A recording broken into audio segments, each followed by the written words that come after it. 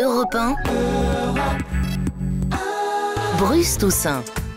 Podium, La Môme, Les Tuches, Poupoupidou, il a été Robin des Bois, il a animé Radio Bière Foot. Et oui, souvenez-vous, il est acteur, réalisateur et il est votre invité, mon cher Nikos, Jean-Paul Rouve. Merci mon cher Bruce, et c'est vrai que le premier tweet de ce matin, c'était que de chemin parcouru depuis Radio Bière Foot. Ça va Jean-Paul ? Ça va super. Cinéma en tant qu'acteur, une trentaine de films, Bruce l'a dit, réalisateur sans armes, ni haine, ni violence, et vous arrivez avec votre tout dernier bébé, Quand je serai petit. Et quand je dis bébé, il porte bien son nom, puisque vous revenez dans l'univers et dans le monde de l'enfance, entre rêve et réalité. Où vous placez-vous, Jean-Pierre Rouve ? C'est la grande question. Merci d'être venu, bonne journée et à bientôt. C'est ce qu'on appelle une promo expédiée. Voilà, ça c'est fait, merci, à demain. Non, vous êtes parti déjà à Dunkerque, chez vous, tourner. Oui, c'était pas prévu au départ, hein. Ça s'est imposé un peu à moi-même, mais oui, j'avais envie de retourner dans le Nord parce que c'est une belle région et j'avais envie de la filmer. Mais pas de manière misérabiliste, comme on peut le faire quelquefois, mais je voulais pas non plus l'idéaliser, je voulais la filmer telle qu'elle est, et me montrer la beauté du Nord telle qu'elle est, oui. Alors l'histoire, c'est un quarantenaire qui un matin réalise dans les yeux d'un gamin qu'il ne connaît pas, qui passe devant lui, que c'est peut-être lui-même, cet enfant. Il se rend compte petit, à 10 ans. Il se rend compte, il voit un petit garçon comme ça, et il dit « mais il me ressemble ce petit garçon », et il sait que c'est lui en fait. Et ça va se confirmer parce qu'il entend le prénom du petit garçon qui s'appelle Mathias comme lui. Il se renseigne, il voit qu'il est dans le même collège, qu'il était le même nom de collège, mais à 300 km. Et il va suivre cet enfant et se rendre compte que sa vie a recommencé à 300 km de là. Alors le début est un peu, on va dire, extraordinaire. Voilà. Mais après, je voulais que tout le déroulé du film soit dans la réalité et que ce soit comme si ça nous arrivait nous. Qu'est-ce qu'on ferait si ça nous arrivait comme ça demain ? Est-ce qu'on peut réparer en fait des rendez-vous de l'enfance, c'est ça ? Ouais, est-ce qu'on peut réparer des rendez-vous manqués ou comme si on était un train et qu'il y a un wagon qui était resté en gare, puis on se dit tiens, ce wagon-là, j'ai laissé en gare quand j'avais 10 ans. En l'occurrence, dans l'histoire, c'est mon personnage, son père est mort quand il avait 10 ans et on lui a pas dit. Donc évidemment, ça provoque quelque chose. Vous pensez qu'il était parti en voyage, papa, en fait. Voilà, c'est ça. Ouais.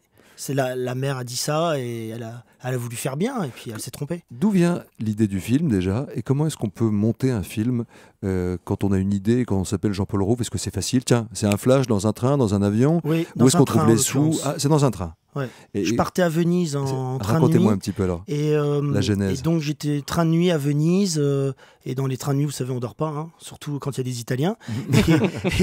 Non mais voilà, ça voilà. Et puis le train s'arrête dans une gare, donc je vais dans le couloir, je regarde les gens monter, puis je vois un groupe d'enfants monter, scolaire, un voyage scolaire. Je me vois pas évidemment, mais j'ai cette idée de me dire tiens, ce serait marrant de se voir petit, qu'est-ce qui se passe? Et j'ai fait tout le début du film. J'ai trouvé le titre, en fait, assez rapidement, quand je serai petit. Quand je serai petit. Ouais. Et je suis rentré à Paris, j'en ai parlé à mon co-scénariste, Benoît Graffin, et on est parti sur cette histoire. On a mis 2 ans.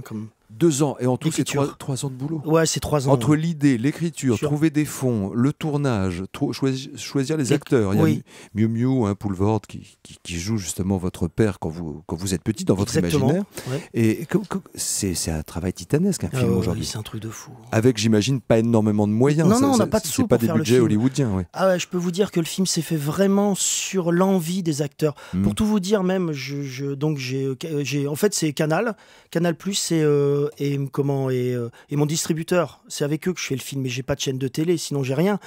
Et ce que j'ai fait, c'est que j'ai appelé tous les agents des comédiens, que ce soit Poulvord, que ce soit n'importe qui, connu ou pas connu, et j'ai dit à tous les agents, les acteurs, je vais payer tout le monde pareil. Ouais. Comme ça au moins. Et ils ont accepté parce que c'est vous et parce qu'ils ont aimé le projet. Parce qu'ils ont aimé le projet surtout, moi je crois. Oui, parce que je ne les connaissais pas, Miu Miu, Claude Brasseur. J'envoie le scénario. Hein. Et ils arrivent.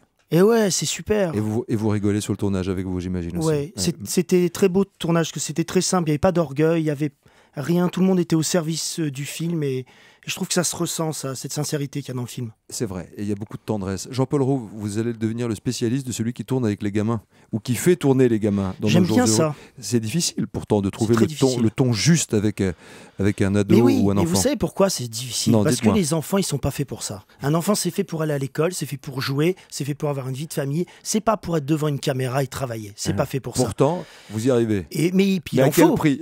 Mais oui, parce que c'est compliqué, donc il faut essayer de... C'est un mélange dont je tourne avec plusieurs caméras, j'essaie de leur voler des choses. pour qu'il soit le plus naturel possible, parce que sinon c'est un singe savant et ça répète comme une récitation et ça n'a aucun intérêt. Je voulais retrouver ça, la vérité qu'il y a dans les premiers films de Truffaut ou les films de Piala, ou même que ça sonne juste. Que ça sonne juste, la vraie vie. Alors, acteur, réalisateur, votre prochain pari, c'est quoi, Jean-Paul Rouve? Animateur télé. Alors tiens-toi bien, mon vieux, j'arrive. Ce soir, The Voice avec Jean-Paul Rouve. Oh, vous pourriez, vous avez été sosie déjà ou chanteur, vous pourriez le faire. Non, je pourrais pas, ça, c'est un autre métier, je pourrais pas. À propos du sujet de votre film, je sais pas du tout si ça a été une source d'inspiration, mais vous avez revu ou pensé à ce film avec Tom Hanks dans les années 80, Big. Ça vous dit quelque chose? Bien sûr, c'est un film magnifique, Big. C'est juste en un mot pour ceux qui ne se souviennent pas, c'est un enfant qui d'un seul coup a le corps d'un adulte. Exactement. Voilà. Bien sûr, Big, Retour vers le futur, des films comme ça. Mais ça, c'est des films fantastiques, comédie à l'américaine. Moi, je suis plus dans une ligne réaliste et je suis plus japonais, quoi. Je vais plus du côté de l'Asie, je crois. J'ai l'impression dans mon histoire. Vous êtes plus japonais, c'est-à-dire?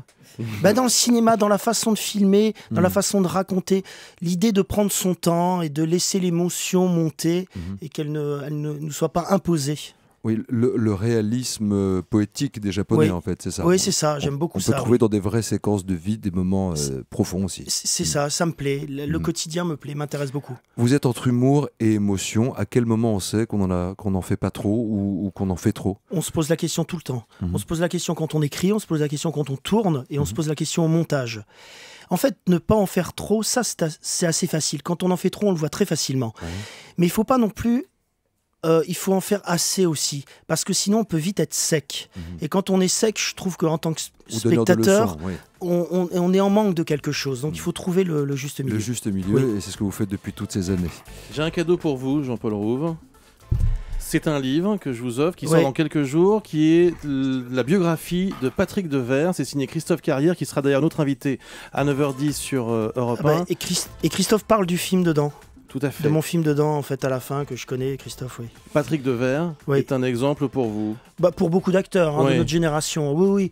Patrick Devers, je vais vous dire, c'est un acteur extraordinaire, mais moi, c'est un des seuls acteurs encore aujourd'hui. Je vois un film aujourd'hui qui sort, et quelquefois, je me dis, dans ce rôle-là, Devers, qu'est-ce qui serait bien? Donc il est tout le temps là. Il est mort il y a 30 ans, presque jour pour jour, juillet 82. Il est avec nous ce matin, Jean-Paul Roux. Vous restez pour Nicolas Canteloup? Ah oui, surtout. Allez, votre film, Quand je serai petit, il sera présenté demain à 21h15 au Gaumont Champs-Élysées dans le cadre du Champs-Élysées Film Festival qui a démarré cette semaine et dont nous sommes partenaires, évidemment.